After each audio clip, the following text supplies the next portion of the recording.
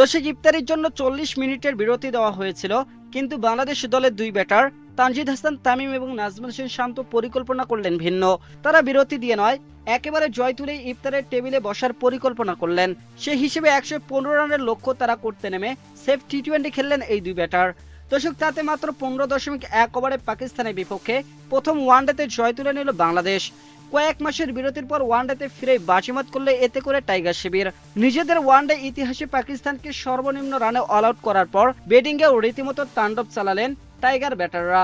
দর্শক, বিশেষ করে তানজিদ হাসান তামিমের সামনে বল ফেলার জায়গায় খুঁজে পাননি শাহিন আফ্রিদিরা। তার অপরাজিত 50-তে 8 উইকেটে বড় জয় পেয়েছে বাংলাদেশ দল। টস হেরে আগে ব্যাট করতে নেমে 30.4 ওভারে সব কয়টি উইকেটে হারিয়ে 114 রান করে পাকিস্তান, যা বাংলাদেশের বিপক্ষে ওয়ানডেতে পাকিস্তানের সর্বনিম্ন রান। দর্শক, দলের হয়ে সর্বোচ্চ 37 রান করেন ফাহিম আশরাফ। বাংলাদেশের হয়ে 24 রানের বিনিময়ে 5 উইকেট শিকার করেন নাহিদ রানা। দর্শক, এদিন জবাব দিতে নেমে সাইফ হাসান ও নাজমুল হোসেন শান্তর উইকেট হারিয়েছে টাইগাররা।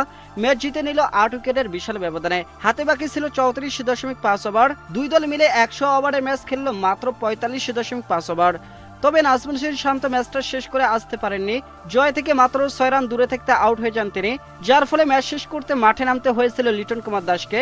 6 বল খেলে 3 রানে অপরাজিত ছিলেন তিনি। 115 রানের লক্ষ্য তারা করতে নেমে ম্যাচের শুরুতে সাইফ হাসানের উইকেট হারায় টিম টাইগার্স।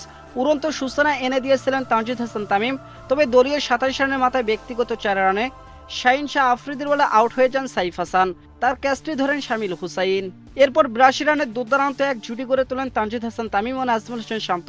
তাদের ব্যাটিং দেখে মনে হচ্ছিল এটি বুঝি কোনো টি-20 ম্যাচ, জিততে হবে বুঝি 20 ওভারের মধ্যে।